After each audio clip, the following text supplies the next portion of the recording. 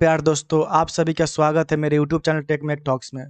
दोस्तों, मैं आज आप लोगों के लिए लगभग 20 एमसीक्यू लाया हूं जो कि इंजीनियरिंग मटेरियल से रिलेटेड है, ठीक है। Mechanical properties of engineering material से रिलेटेड है, जो कि मैं पार्ट 1 पार्ट 2 ऑलरेडी डाल चुका हूं। उसमें ये पढ़ा चुका हूं कि इलास्टिसिटी क्या होता है, प्लास्टिसिटी क्या होता है, डक्टिलिटी क्या होता है। मैंने जितना mechanical properties of engineering material सब कुछ ऑलरेडी मैं कवर कर चुका हूँ। जो पार्ट 2 बना है उसमें मैं बता दिया हूँ कि फटिग फेलियर क्या होता है, क्रीप फेलियर क्या होता है, डक्टिलिटी और ब्रिटलिटी क्या होता है, और डक्टाइल फ्रैक्चर क्या होता है, ब्रिटल फ्रैक्चर का दोनों का डिफरेंस ऑलरेडी मैं बता चुका हूँ, ठीक है दोस्तों। दोस्तों, मेरा मकसद ये है कि आप अगर पढ़े तो अगर एक क्वेश्चन मैं सॉल्व कराऊँ तो उससे आपको जाके आप 4 क्वेश्चन सॉल्व कर पाएँ, ठीक है? मेरा मकसद यही है। आपको कोई मैं कुछ भी पढ़ाऊँ तो ये नहीं कि आप सिर्फ़ एक क्वेश्चन सॉल्व करें बस हो गया, आप सिर्फ़ ऐसा रटने वाला काम नहीं। आप जब पढ़ें तो यहाँ से पढ़ के जाएँ, तो जब आप वीडियो देखें तो उसके बाद आप जाके जब आप क्वेश्चन क्वेश्चन लगाएँ तो वहाँ जाकर आपका 4-5 क्वेश्चन बनना चाहिए, आपका कॉन्सेप्ट पूरा क्लियर होना चाहिए, ठीक है? मेरा मकसद है, इसलिए दोस्तों मेरा थोड़ा वीडियो लॉन्ग हो जाता है, तो थोड़ा वीडियो को अंत तक बने रहिए, आपको सब कुछ समझ में आ जाएगा। दोस्तों, ये जो अभी देखिए, अभी क्या है, अभी एग्ज़ाम होने वाला है, एचपीसीएल का एग्ज़ाम होने वाला है, एचपीसीएल का, बाहर का भी एग्ज़ाम होने वाला है, इसके लिए काफ़ी ये हेल्पफुल रहेगा, ठीक है दोस्तों? आप अगर क्वेश्चन बैंक आपके पास नहीं है अगर, तो मैं अभी कभी इसके बता दूँगा कि क्या-क्या पूछा गया था। इससे दोस्तों कि मैं एचपीसीएल का ऑलरेडी एग्ज़ाम दे चुका हूँ, जो कि जिसमें मैं क्रैक भी किया हूँ इसको, और इसमें मेरे से स्किल टेस्ट में क्या पूछा गया था, मेरे को ऑलरेडी सब कुछ पता है, और क्या इसमें मेरा से जब फर्स्ट स्टेज का एग्ज़ाम हुआ था उसमें क्या-क्या इसमें पूछा गया था। अगर आप चाहेंगे तो मैं एक वीडियो बना दूँगा जिसमें मेरे से स्किल टेस्ट में क्या पूछा गया था। मैं इसका स्किल टेस्ट को भी क्रैक किया हूँ, मेरे पास जॉइनिंग लेटर भी इसका है। तो इसलिए आप अगर इंटरेस्ट लेंगे तो मैं इस पर एक वीडियो बना दूँगा कैसे इस एग्ज़ाम को क्रैक करें, ठीक है? चलिए दोस्तों, बिना देरी के हम शुरू करते हैं। दोस्तों, मैं आज क्वेश्चन जो कराऊँगा 20 मोस्ट ऑफ क्वेश्चन कराऊँगा, जो कि एचपीसीएल और बाकी में डेफिनिटली इसमें से कुछ ना कुछ क्वेश्चन आ जाएगा, ठीक है? और इससे रिलेटेड ही आएगा। यहाँ से दोस्तों अगर आप 20 क्वेश्चन मैं कराऊँगा तो आप जाकर अगर बुक उठाएँ तो वहाँ से आप 50 क्वेश्चन सॉल्व कर पाएँ। मेरा मकसद यही रहेगा, ठीक है दोस्तों? तो दोस्तों, यदि आप वो वीडियो नहीं देखे हैं पार्ट 1 और पार्ट 2 तो जाके ज़रूर देख लीजिए, आपके लिए काफ़ी हेल्पफुल होगा, ठीक है दोस्तों? चलिए दोस्तों, बिना देरी किए हम शुरू करते हैं। Which of the following material has maximum malleability?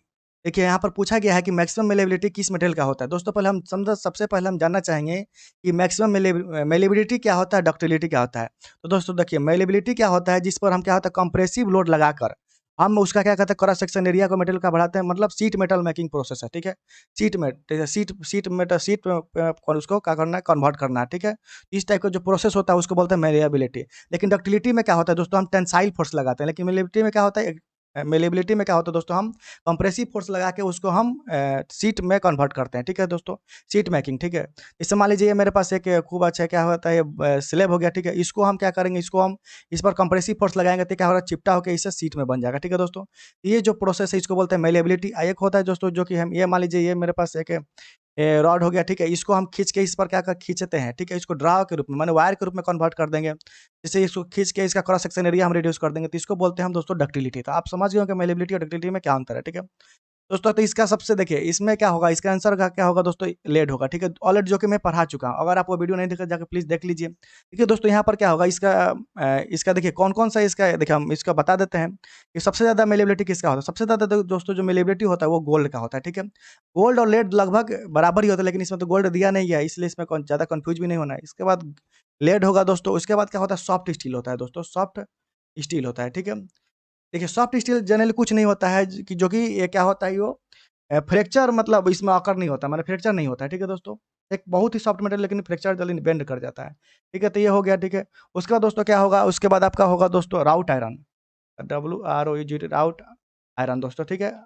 देखिए, यहाँ पर एक राउट आयरन हो गया, उसके बाद दोस्तों उसके बाद क्या होगा इसका दोस्तों होगा यहाँ पर कॉपर होगा, उसके बाद एल्युमिनियम होगा, ठीक है दोस्तों? ये मैं आपको सीरीज़ बता दिया, आप इसको याद कर लेंगे, ठीक है? आपके लिए काफ़ी अच्छा होगा। मान लीजिए ऑप्शन में ये ना देके और भी कुछ दे दिया होगा ऑप्शन में, आप वहाँ पर जाके सॉल्व करें। मान लीजिए वहाँ पर दे दिया कि आपको इसको घटते क्रम में सजाइए, घटते क्रम या बढ़ते क्रम में, तो आप मैलिएबिलिटी तो आप वहाँ पर भी सॉल्व कर सकते हैं। दोस्तों, बात करेंगे राउट आयरन में जो जनरली दोस्तों क्या होता है, जो परसेंटेज ऑफ कार्बन जो होता है लगभग 0.1% कार्बन होता है, माने वेरी मतलब इसमें लगभग नेग्लिजिबल मान लीजिए, ठीक है? नेग्लिजिबल ही होता है, ठीक है?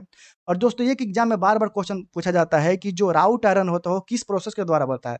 तो पुडलिंग प्रोसेस के द्वारा बनता है, पुडलिंग प्रोसेस के द्वारा ये बनाया जाता है, ठीक है? राउट आयरन, ठीक है? देखिए, राउट आयरन के एक बहुत ही एक और भी एग्ज़ाम होता है, प्यूरेस्ट फॉर्म ऑफ आयरन किसको कहते हैं? तो राउट आयरन को ही हम प्यूरेस्ट फॉर्म ऑफ आयरन बोलते हैं, ठीक है दोस्तों? तो मैं आशा करता हूँ अगर आपको सब इसमें कन्फ्यूजन आपका जो भी होगा दूर हो गया होगा, मैलिएबिलिटी, डक्टिलिटी, ठीक है? तो दूसरा क्वेश्चन को चलते हैं हम हम सॉल्व करते हैं। दोस्तों ये भी देखिए क्वेश्चन ये 3 एग्ज़ाम में पूछा जा चुका है। आरआरबी में भी आ गया है दोस्तों, जेईई में और एसएससी जेईई में भी आ चुका है, डीएमआरसी इसलिए क्वेश्चन काफ़ी इंपॉर्टेंट है।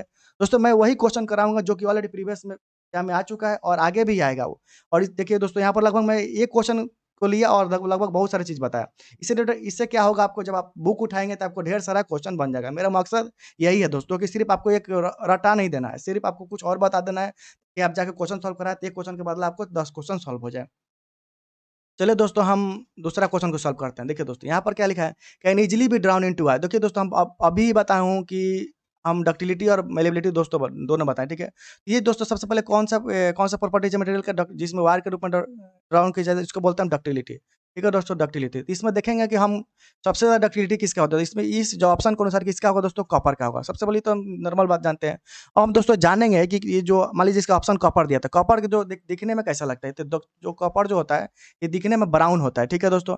इसका जनरली यूज़ होता है जहाँ वहाँ पर यूज़ किया जाता है दोस्तों, जहाँ पर हम कोरोजन मतलब जहाँ पर कोरोजन रेजिस्टेंस जहाँ पर कोरोजन ना लगे वहाँ पर, जैसे कि शीट मेटल में जाके बॉयलर-वॉयलर प में भी इसका यूज़ किया जाता है, ठीक है दोस्तों। जैसे इलेक्ट्रोप्लेट्स में भी इसका यूज़ होता है। ये सब एग्ज़ाम्पल दोस्तों जो मैं बता रहा हूँ, ये एग्ज़ाम में ऑलरेडी आ चुका है और आता भी है। इलेक्ट्रोप्लेट्स चाहे इलेक्ट्रोटाइपिंग, यहाँ पर दोस्तों इसका यूज़ किया जाता है, ठीक है दोस्तों।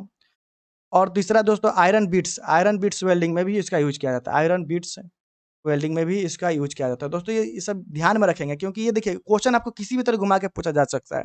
ऐसा नहीं कि जो एक मैं दिया वही क्वेश्चन आएगा, ऐसा नहीं है। आपको थोड़ा कुछ ज़्यादा ही आजकल कॉम्पिटिशन में क्या हो जाता है, कुछ ना कुछ घुमा के क्वेश्चन पूछ देता है। ठीक है दोस्तों? इसके बाद दोस्तों बात करेंगे जिंक के प्रॉपर्टी। जिंक क्या देखिए, जिंक का जो एटॉमिक नंबर होता है लगभग 30 होता है। लगभग क्या 30 ही होता ही है, ठीक है दोस्तों? इसको डिनोट करते हैं Zn से डिनोट करते हैं, ठीक है दोस्तों? दूसरी बात है देखिए ये जो होता है, जो जिंक का जो प्रॉपर्टी होता है दोस्तों, ये स्लाइटली ब्रिटल मटेरियल होता है, माने पूरा ब्रिटल नहीं होता है, माने थोड़ा-सा ही ब्रिटल मटेरियल होता है, ठीक है? इसका जो कलर जो देखने को मिलता है, हम दोस्तों लिख देते हैं ताकि आपको दिख जाए, ठीक है? स्लाइटली ये ब्रिटल मटेरियल होता है, ठीक है दोस्तों? तीसरा क्या होता है दोस्तों, ये क्या होता है, ये जो सिल्वर ग्लेसली करके मतलब इसका देखने में लगता है, ठीक है? इसका जो मेल्टिंग पॉइंट होता है, जो जिंक का होता है दोस्तों, ये 419 डिग्री सेल्सियस इसका क्या होता है, मेल्टिंग पॉइंट होता है। दोस्तों आप याद रखेंगे, ठीक है? ये सब आप याद रखें दोस्तों। इसके बाद दोस्तों कास्ट आयरन, देखिए कास्ट आयरन क्या देखिए मेन प्रॉपर्टी होता है, ये क्या होता है थोड़ा कास्ट आयरन हेवी होता है। कास्ट आयरन क्या होता है, ब्रिटल मटेरियल है। जब आपको ब्रिटलनेस प में पढ़ाया होगा, वहाँ पर कास्ट आयरन के बारे में बताया होगा।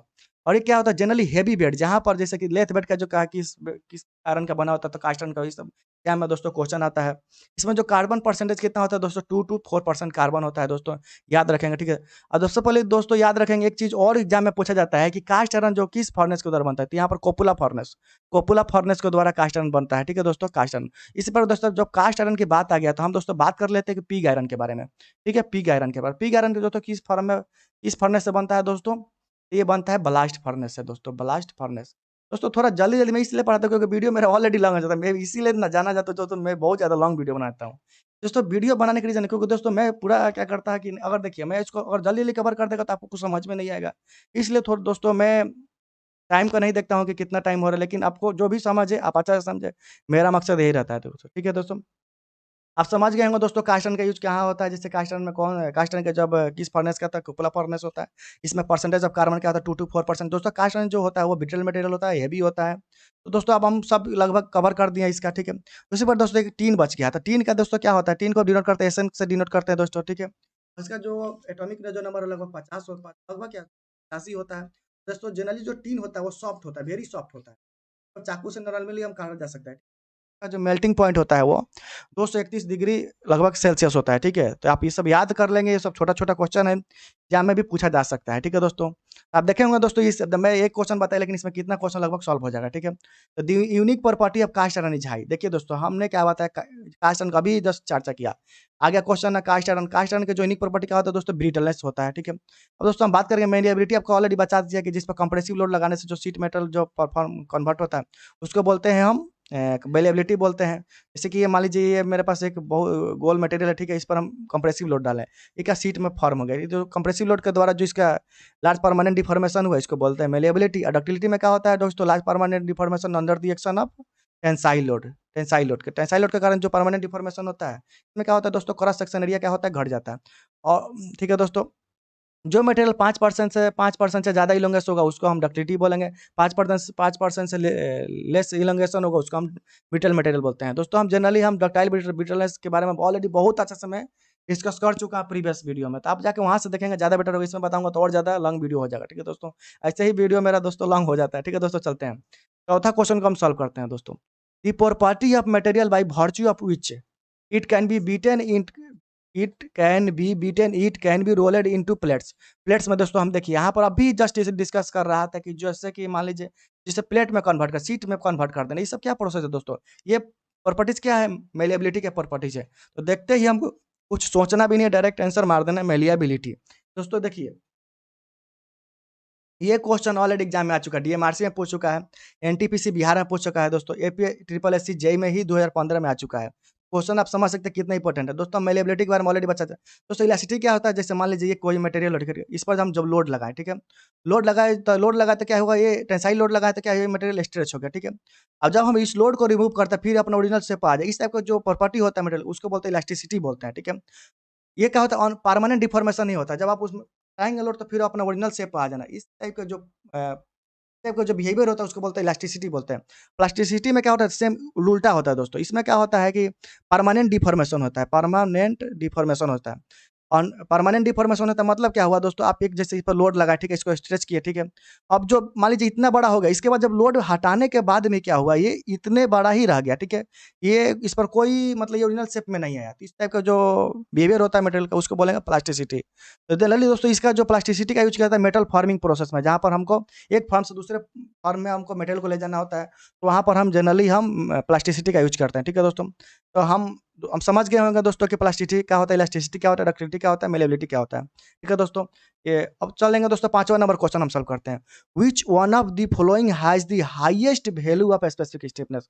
दोस्तों देखिए स्पेसिफिक स्टिफनेस बराबर क्या होता है दोस्तों, हम समझेंगे।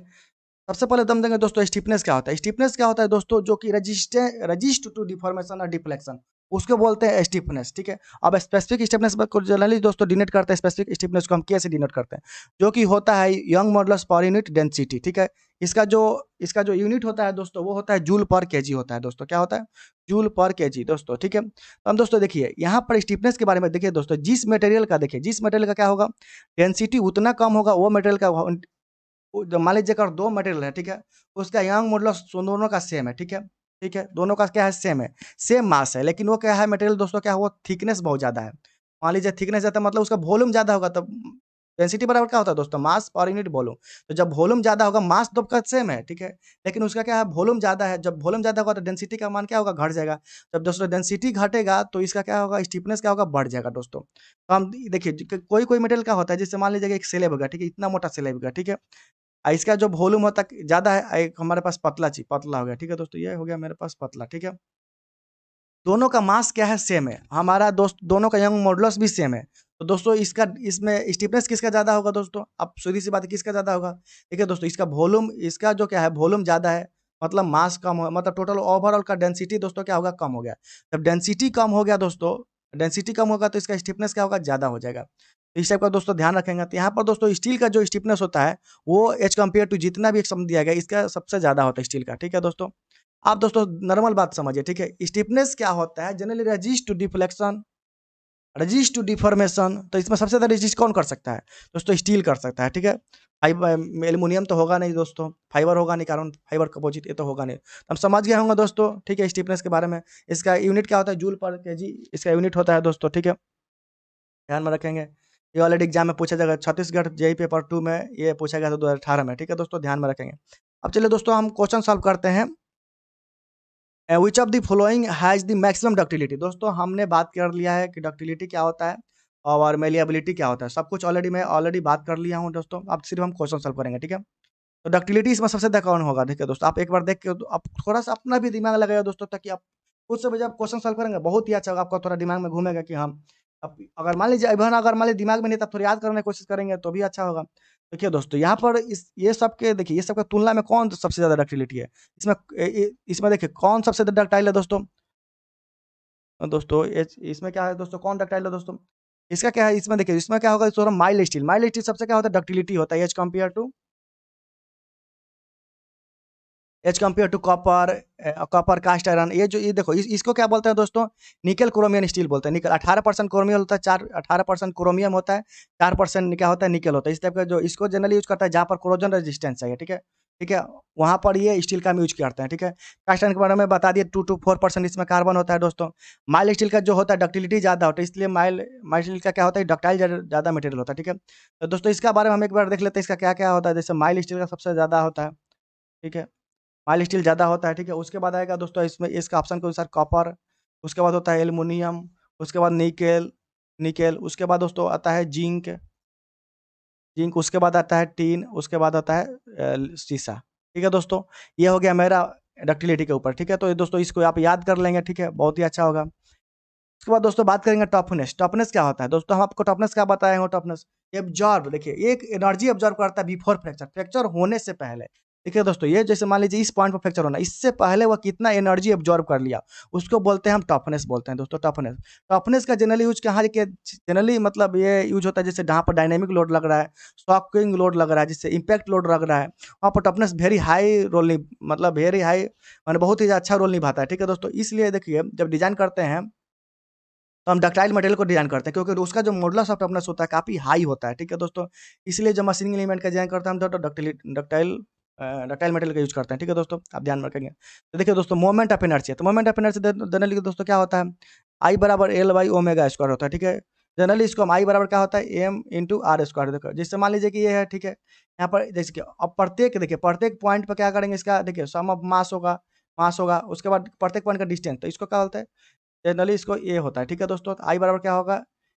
एम आर स्क्वायर, ठीक है? तो इसको बोलते हैं क्या? इसका यूनिट क्या हो जाएगा दोस्तों? इसका केजी मीटर स्क्वायर, ठीक है दोस्तों? तो इसका हमारा डायमेंशन क्या हो जाएगा दोस्तों? M L square T zero, ठीक है दोस्तों? ये क्या होगा? इसका डायमेंशन होगा, याद रखेंगे आप।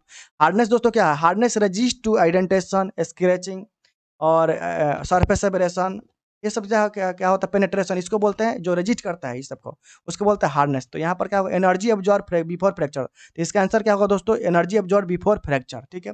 जो ऑलरेडी मैं बता चुका हूँ आपको। दोस्तों फटिग लोडिंग क्या होता है? फटिग लोडिंग मतलब क्या होता है? साइक्लिंग लोडिंग होता है, जो कि हम ऑलरेडी दोस्तों कवर कर चुके हैं। वहाँ से जाकर आप देख सकते हैं। प्लीज़ वहाँ से जाकर देख लीजिए, आपको ज़्यादा जितना कन्फ्यूज़ होगा सब दूर हो जाएगा कि फटिग क्या होता है? फटीग क्या होता है? फटीग फेलियर क्या है? फटीग के बारे में हम फेरस वाला, नॉन फेरस वाला के बारे में चर्चा किया हूँ। फटीग कौन-कौन सा फैक्टर है जो फटीग को इफ़ेक्ट करता है? और ये भी बताया हूँ कि कैसे फटीग स्ट्रेन को बढ़ाया जाएगा, सब कुछ क्लियर किया हूँ। तो उस वीडियो को जाकर आप ज़रूर देखिए, उसका लिंक मैं इधर कोना में आप जाएँगे तो आई बटन दिख रहा होगा, वहाँ से भी मैं दे दूँगा, वहाँ से भी आप क्लिक करके देख सकते हैं। मैं डिस्क्रिप्शन में भी लिंक दे दूँगा, वहाँ से भी आप जाकर देख सकते हैं। ठीक है दोस्तों, चलिए नेक्स्ट क्वेश्चन सॉल्व करते हैं दोस्तों, ठीक है? 8 नंबर क्वेश्चन सॉल्व कर दी important property of material in all metal forming process. अब देखिए मेटल फॉर्मिंग प्रोसेस में सबसे इंपॉर्टेंट प्रॉपर्टी क्या होता है बताइए दोस्तों? क्या होता है दोस्तों? देखिए प्लास्टिसिटी, प्लास्टिसिटी क्या होगा दोस्तों? ये प्लास्टिसिटी अगर नहीं होगा तो क्या मेटल डिफॉर्म करेगा? नहीं डिफॉर्म करेगा, इसी को प्रोसेस को बोलते हैं क्या? प्लास्टिसिटी। देखिए ये इंपॉर्टेंट प्रॉपर्टी है। अगर मान लीजिए देखिए प्लास्टिसिटी मतलब क्या है दोस्तों? हम मटेरियल पर लोड लगा हुआ परमानेंटली डिफॉर्म हो जाए। परमानेंटली डिफॉर्म मतलब क्या हुआ? मेटल फार्मिंग में ज़्यादा जोर, तो मान लीजिए कि हम कोई मटेरियल है, इसको हम डिफॉर्म करके हम चाहते हैं इसको शीट में बनाना, तो ये परमानेंटली डिफॉर्म नहीं होगा तो कैसे होगा ये? एक फॉर्म से दूसरे फॉर्म में चलिए, इसको बोलते हैं मेटल फार्मिंग, ठीक है दोस्तों? इसका कौन सा गुण होगा? तो प्लास्टिसिटी होगा। आपको डक्टिलिटी बता चुका हूँ, इलास्टिसिटी बता चुका हूँ, डिटेल्स बता चुका हूँ। ये कौन सा एग्जाम में दोस्तों आया? उत्तराखंड जे पेपर 2 में आ चुका है 2013 में, ठीक है दोस्तों? इसका आंसर क्या होगा? प्लास्टिसिटी, ठीक है? तो दोस्तों 9 नंबर क्वेश्चन को हम सॉल्व करते हैं। What property of a material enable it to be drawn into wires? ये भी दोस्तों हम बता चुका with the application of tensile force. देखिए दोस्तों टेंसाइल फोर्स भी आ गया, वायर के रूप में दो चीज हमको दे दिया था, सीधे आंख मूंद कर दोस्तों हमको हम मारेंगे क्या? डक्टिलिटी मारेंगे। मेलेबिलिटी बता चुका हूँ आपको, प्लास्टिसिटी बता चुका हूँ, इलास्टिसिटी बता चुका हूँ, ठीक है दोस्तों? चलिए दोस्तों बिना देरी किए हुए हम जल्दी सॉल्व करते हैं। दोस्तों अगर कोई भी अगर डाउट हो जाता है, अगर आपको कहीं समझ में नहीं आता है, कोई भी प्रॉब्लम होता है, तो आप मेरे को इंस्टाग्राम, टेलीग्राम चैनल पर, मेरा टेलीग्राम चैनल का लिंक मैं डिस्क्रिप्शन में दे दूँगा। और कोई भी अगर क्वेरी हो रहता है तो आप डायरेक्ट कमेंट कीजिए हमको, आप डायरेक्ट हम सॉल्व करेंगे, ठीक है? आपको क्वेरी को, ठीक है? मेरा देखिए मेरा आपका जितना भी अगर असुविधा होता है, जितना भी अगर क्वेरी रहता है, किसी भी चीज़ से रिलेटेड, जैसे पढ़ाई से, अगर आप मान लीजिए आपका जॉब रिलेटेड कुछ भी अगर रहता है तो आप क्वेरी है, आप कमेंट कीजिए, मैं बता दूँगा। अगर मान लीजिए आपको कहीं वीडियो में समझ में नहीं आता, कमेंट कीजिए, मैं ज़रूर सॉल्व करूँगा आपका। ठीक है दोस्तों? देखिए अब which of the following material is most elastic? दोस्तों हम कल ही ये बताया हूँ कि डक्टाइल मटेरियल जो होता है जो स्टील होता है वो रबर से क्यों ज़्यादा इलास्टिक होता है, मैं बता चुका हूँ दोस्तों। आप जाके उस वीडियो को देख लीजिए, मैं ऑलरेडी उसमें कवर बताया हूँ। तो इसका सबसे ज़्यादा इसमें इलास्टिक कौन होगा दोस्तों? स्टील होगा। देखिए ब्रास जो होता है थोड़ा ये ब्रिटल मटेरियल है दोस्तों, ब्रिटल मटेरियल इलास्टिक होगा ही नहीं, ठीक है दोस्तों। प्लास्टिक तो होगा ही नहीं। रबर देखिए, रबर क्या होता है? इलास्टिक मटेरियल है, लेकिन ये एज कंपेयर टू स्टील के कंपेयर टू लेस है, ठीक है दोस्तों। एक्चुअल देखिए, मान लीजिए ये भी रबर है, ठीक है, और ये स्टील है, ठीक है। हम दोनों पर जब सेम लोड लगाएंगे तो ये जो ज़्यादा स्ट्रेच हो जाएगा, ठीक है, ज़्यादा स्ट्रेच होगा। और स्टील क्या होगा दोस्तों? ये कम स्ट्रेच होगा, ठीक है। तो इसमें स्ट्रेन क्या होगा? कम होगा, ठीक है दोस्तों। इसमें क्या होगा? स्ट्रेन क्या होगा? ज़्यादा हो जाएगा, ठीक है दोस्तों। तो हम पढ़ चुके हैं दोस्तों, ई बराबर स्ट्रेस बराबर बाई स्ट्रेन, ठीक है दोस्तों। ये जिसका कम होगा उसका इसे उतना ज़्यादा होगा, ये जितना ज़्यादा होगा उसका उतना कम होगा। तो ये देखिए, ये जिसका ज़्यादा होगा वो उतना वो इलास्टिक मटेरियल होगा। ये ध्यान में रखेंगे दोस्तों। तो यहाँ से क्या होगा? ये दोस्तों स्टील होगा, ठीक है दोस्तों। हम ऑलरेडी इसको दोस्तों बचा चुका हूँ, ठीक है। आप जाके उसको देख लीजिए वीडियो को, आपको पूरा कन्फ्यूजन दूर हो जाएगा। In tensile test of specimen the ratio of maximum load, देखिए the ratio of maximum load to original cross section area, ठीक है। Maximum load to original cross section area of the test piece is called. देखिए दोस्तों, जब हम stress strain diagram करते हैं tensile test में, तो हम कैसे बनाते हैं? ये जाता है, ये जाता है, ये जाता है, और फिर ऐसे जाता है। तो ये जो होता है, ये जो मेरा यहाँ से यहाँ तक क्या होता है? स्ट्रेन हार्डनिंग प्रोसेस होता है, ठीक है, स्ट्रेन हार्डनिंग, ठीक है। तो यहाँ पर जाके क्या होता है दोस्तों? ये अल्टीमेट स्ट्रेस है, अल्टीमेट स्ट्रेस है। देखिए क्या, ये देखिए, ये स्ट्रेस स्ट्रेन डायग्राम में टेंसाइल फोल्डर सबसे मैक्सिमम लोड लगता है, तो maximum load per unit cross section area, ठीक है, ओरिजिनल क्रॉस सेक्शन एरिया। इसको क्या बोलेंगे दोस्तों? हम अल्टीमेट अल्टीमेट स्ट्रेस बोलता है, इसको बोलते हैं अल्टीमेट स्ट्रेस, ठीक है दोस्तों। आप याद रखेंगे।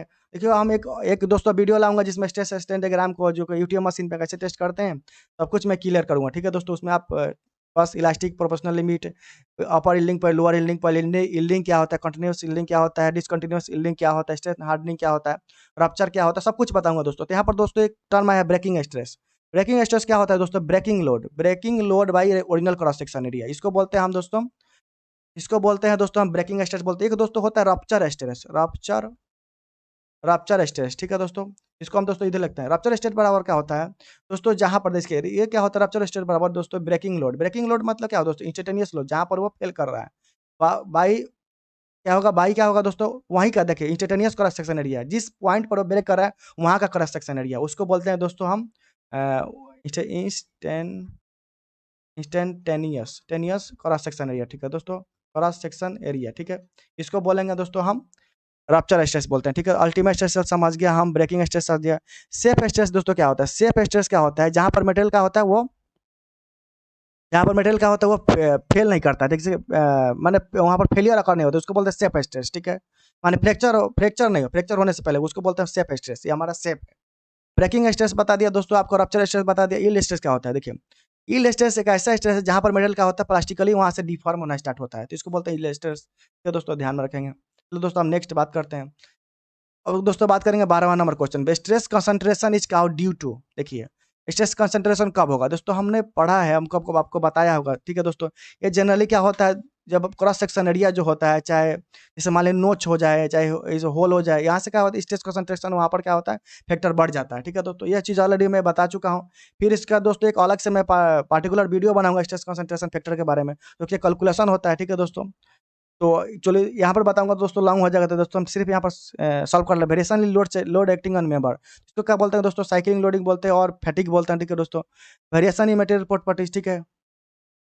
Abrupt change in cross section, तो इसका क्रॉस सेक्शन क्या हो रहा है? चेंज हो रहा है, तो यहाँ पर क्या स्ट्रेस कंसंट्रेशन फैक्टर क्या होगा? बढ़ जाएगा, ठीक है। तो वो बढ़ जाएगा, घट जाएगा, वो डिपेंड करता है उसका किस क्रैक का, जैसे क्रैक है कि या होल है, सबका अलग अलग होता है, ठीक है दोस्तों। तो हम बात करेंगे, नेक्स्ट वीडियो बनाऊंगा वहाँ से। तो अभी के लिए सॉल्व सॉल्व कीजिए abrupt change in cross section, इसका आंसर होगा, ठीक है दोस्तों। एक जो तो Madhya Pradesh engineering JEE paper 1 में आ चुका है 2011 में दोस्तों। ये हम टाइप करते हुए गलती कर दिया, 2011 में आया हुआ, ठीक है दोस्तों। The process use to improve fatigue resistance of a metal, fatigue देखिए, फटीग रेजिस्टेंस कैसे इंप्रूव करेंगे दोस्तों? ये हम कल ही पढ़ाए हूँ आपको, ठीक है। आप जाकर वीडियो को देख लेंगे, उसमें एक ही मेथड नहीं हुआ, 5 मेथड बताएंगे कैसे कैसे उसका फटीग स्ट्रेंथ को हम बढ़ा सकते हैं, ठीक है। Metal by setting up compressive stress in its surface is known as, देखिए यहाँ पर हम बताएंगे दोस्तों, हम आपको वहाँ पर बताया था शॉर्ट पिनिंग को ही बोलते हैं हम कोल्ड पिनिंग बोलते हैं, ठीक है दोस्तों। शॉर्ट पिनिंग को ही हम क्या बोलते हैं? Short pinning, cold pinning. इसमें दोस्तों क्या होता है? हम कार्बन एटम का क्या होता है? सरफेस का क्या होता है? हम सरफेस और क्या होता है वहाँ पर? हम वहाँ पर सरफेस पर क्या होता है? वहाँ पर एब्जॉर्ब कराते हैं, ठीक है दोस्तों। इससे क्या होता है? हमारा सॉलिबिलिटी ऑफ कार्बन एटम का क्या डिपॉजिट करते हैं सरफेस पर, ठीक है, जो मेटल होता है। उससे क्या होता है? हमारा रेसिडुअल कंप्रेसिव स्ट्रेंथ क्या होता है? Residual compressive strength. Residual compressive strength क्या होता है दोस्तों, हमारा बढ़ जाता है। कि जब ये बढ़ जाता है हमारा तो दोस्तों क्या होता है, फटीग स्ट्रेंथ बढ़ जाता है दोस्तों, ठीक है। फटीग स्ट्रेंथ क्या होता है, हमारा बढ़ जाता है। ये दोस्तों हो गया दोस्तों, ठीक है। देखिए दोस्तों पायर्सिंग के क्या होता है, देखिए पायर्सिंग प्रोसेस से होता है जिसमें क्या होता है जनरली हम पायर्सिंग, देखिए पायर्सिंग प्रोसेस क्या होता है दोस्तों, जनरली हम इसको बोलते हैं स्टीमलेस ट्यूबिंग प्रोसेस भी बोलते हैं। स्टीमलेस स्टीमलेस ट्यूबिंग प्रोसेस भी बोलते हैं, ठीक है दोस्तों। चाहे रोल पायर्सिंग प्रोसेस भी बोलते हैं पायर्सिंग में, ठीक है दोस्तों। इसको हम एक अलग वीडियो में कवर करूंगा मेटल फार्मिंग के बारे में, जहाँ पर पढ़ाऊंगा दोस्तों आपको रोलिंग क्या होता है, हॉट एक्सट्रूजन प्रोसेस क्या होता है, एक्सट्रूजन प्रोसेस क्या होता है दोस्तों। जनरली यहाँ पर आप हल्का हल्का समझ जाइए, ठीक है। देखिए एक्सट्रूजन में क्या होता है दोस्तों, एक्सट्रूजन में देखिए एक्सट्रूजन देखिए आप, जैसे कि आपके पास है टूथपेस्ट जो ट्यूब होगा ना, देखिए दोस्तों आप उसमें जब पीछे से प्रेशर देंगे तो आपका क्या निकलता है ना उसमें से मटेरियल, जो भी आप जिसे पेस्ट बोलते हैं, वो क्या है एक प्रकार का एक्सट्रूजन का एग्जांपल है दोस्तों। तो आप एक्सट्रूजन दोस्तों दो प्रकार का होता है, हॉट एक्सट्रूजन, कोल्ड एक्सट्रूजन, दो के होता है। एक होता है फॉरवर्ड बैकवर्ड, सब कुछ मैं दोस्तों कवर करूंगा। इसका एग्जाम्पल दोस्तों समझ लीजिए, बहुत बड़ी एग्जाम में आता है। जैसे टूथपेस्ट ट्यूब, ठीक है दोस्तों। रॉड्स बनाते हैं दोस्तों, ठीक है।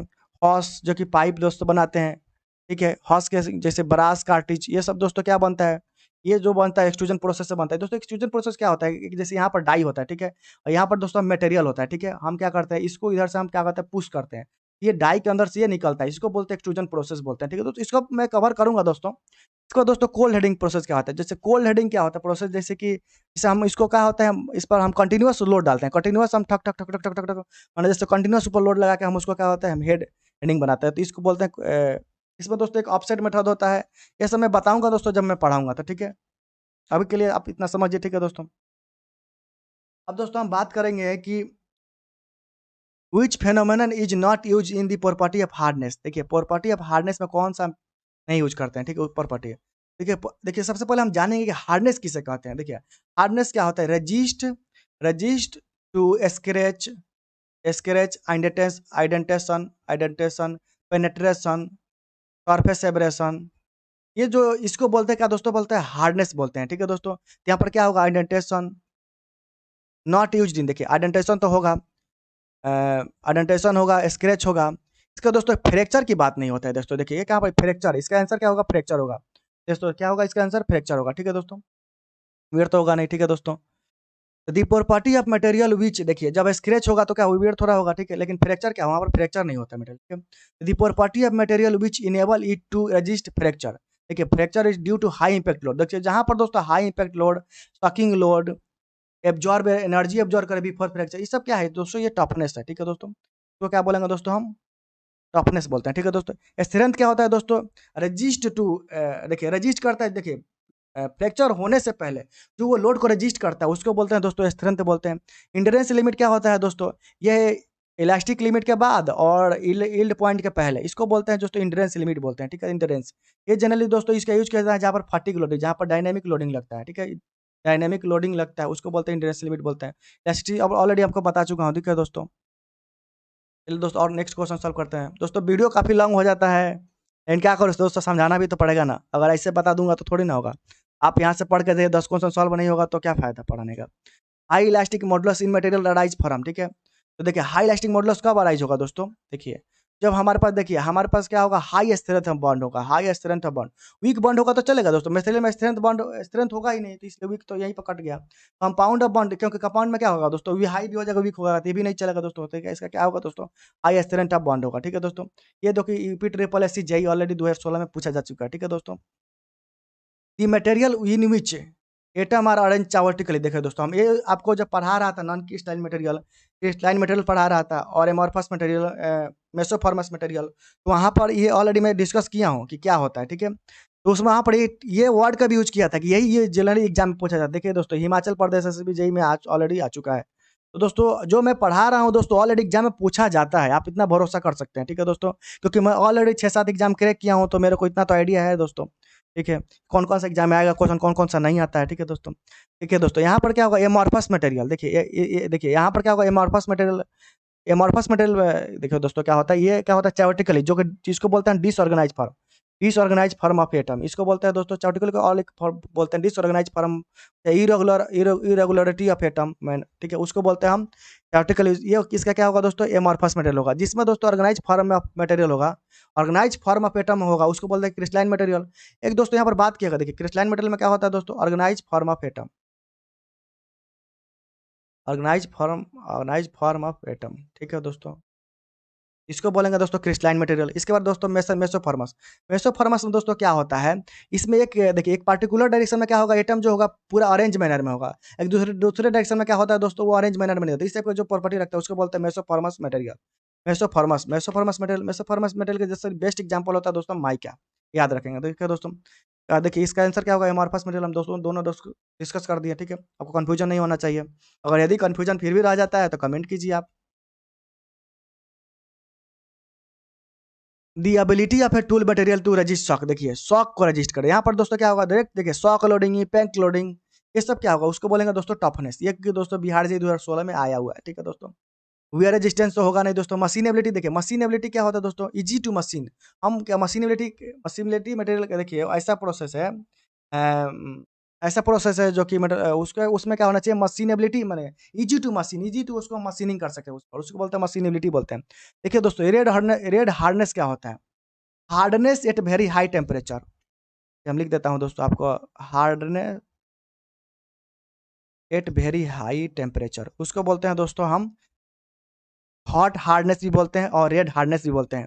देखिए दोस्तों देखिए जब वो हार्डनेस वेरी हाई टेम्परेचर, एक ऐसा पॉइंट होगा जहाँ से आप टेम्परेचर बढ़ाने की वजह से क्या होगा, टेम्परेचर बढ़ते जाएगा, वहाँ से क्या एक पॉइंट आएगा कि जहाँ से उस मेटेरियल का हार्डनेस घटने लगा, तो उस पॉइंट को बोलते हैं दोस्तों हॉट हार्डनेस बोलेंगे, रेड हार्डनेस बोलते हैं, ठीक है दोस्तों, याद रखेंगे, ठीक है। The property which enable one material to cut another material, देखिए ये कब होगा, देखिएगा जब एक मटेरियल जब दूसरे मटेरियल को कब कट करेगा, जब मटेरियल हार्ड होगा, यहाँ पर दोस्तों इसका आंसर क्या होगा दोस्तों, हार्डनेस होगा, ठीक है।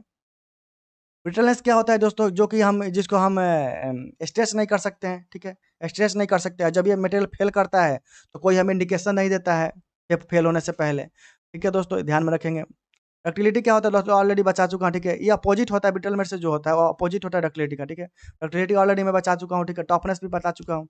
मैं आशा करता हूँ आपको समझ में आएगा, ये भी दोस्तों क्वेश्चन आया हुआ है विजाग स्टील जूनियर ट्रेनिंग में 2016 में आया हुआ क्वेश्चन, ठीक है दोस्तों।